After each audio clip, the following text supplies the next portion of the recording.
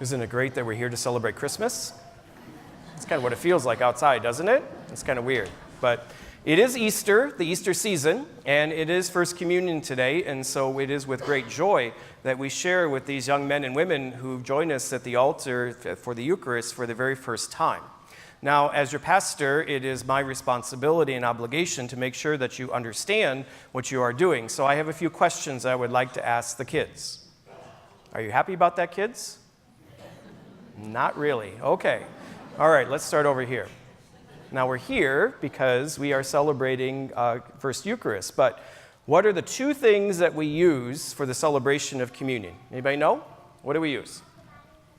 Okay, it becomes the body and the blood, but what are the first, before it becomes the body and the blood, what are the two elements, the two species that we use? Do you know? Anybody know? How about you? Bread and wine. Did your mom tell you that? Your dad did, didn't he? Oh, okay, that's all right. Parents can help their kids, it's okay. You what? Your mom told you to raise your hand. Okay, very good. They tell me everything. All right? There are no secrets when it comes to kids, let me tell you. Okay, so bread and wine, you're absolutely right. So, where does bread come from? And you can't say Fairway. Okay, and you can't say Hy-Vee either. All right, where does bread come from? Wheat. Very good. Excellent. It comes from wheat. A lot of times kids say flour, so that's really good. It comes from wheat. Wheat comes from, not Kansas. Wheat comes from, anybody know where wheat comes from? Where's wheat come from? Comes from where? The fields. Your dad corrected you, I saw that. Nope. It comes from the fields, comes from the ground.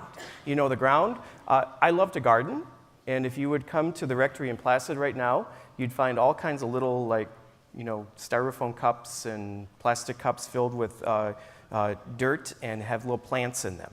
And I'm getting ready. I really want it to warm up because I want to put the plants outside, but it's not ready yet. But the ground, when you plant things in the ground is alive.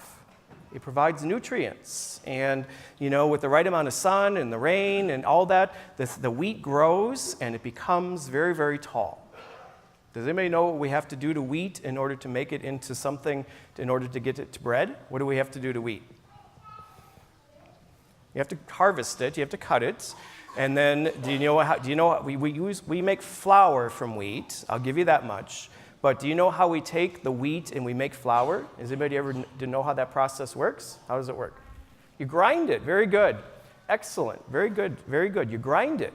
When I was in seminary and living on the East Coast, I would visit some friends of mine who lived in New England, and they had all kinds of flour mills up there. And these places where they had these giant, usually stone wheels that just kept turning and turning and turning, and people would feed wheat through it. And as they turned and turned and turned, the stones and the wheat would meet, and they would grind the wheat into a powder and made into flour. So the wheat grows from the ground, it's crushed, it's transformed, it's changed into something else, flour, and then flour is mixed with a few other ingredients, and we make bread.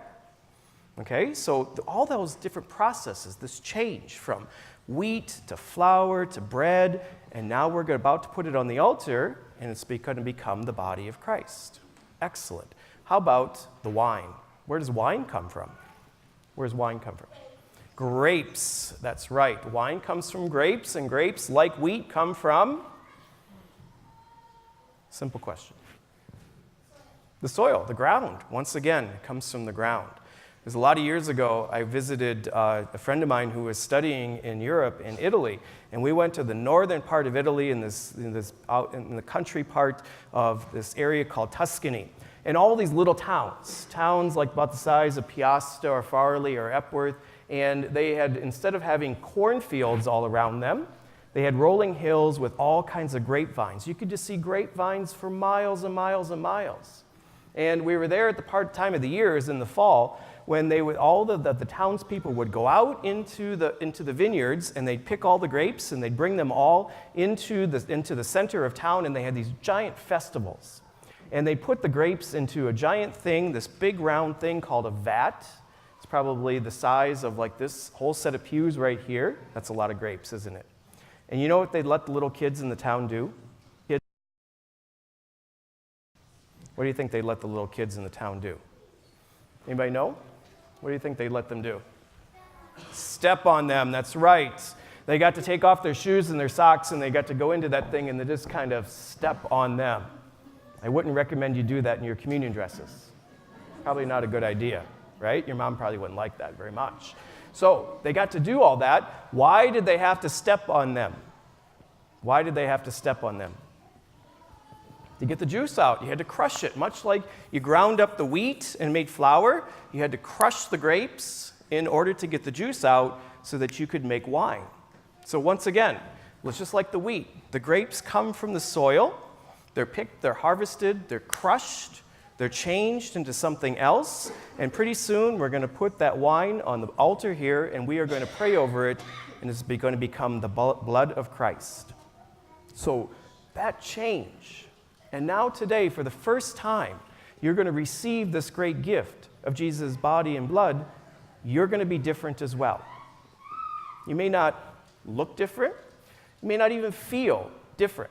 But when you walk out the doors today, for the first time joining the rest of us who receive communion, you will be closer to us and we to you and closer to Jesus. So you'll be different. So you're changing. You're growing. You're developing. You're transforming right before us. Isn't that a great gift? It's awesome to be able to share this gift with you for the very first time.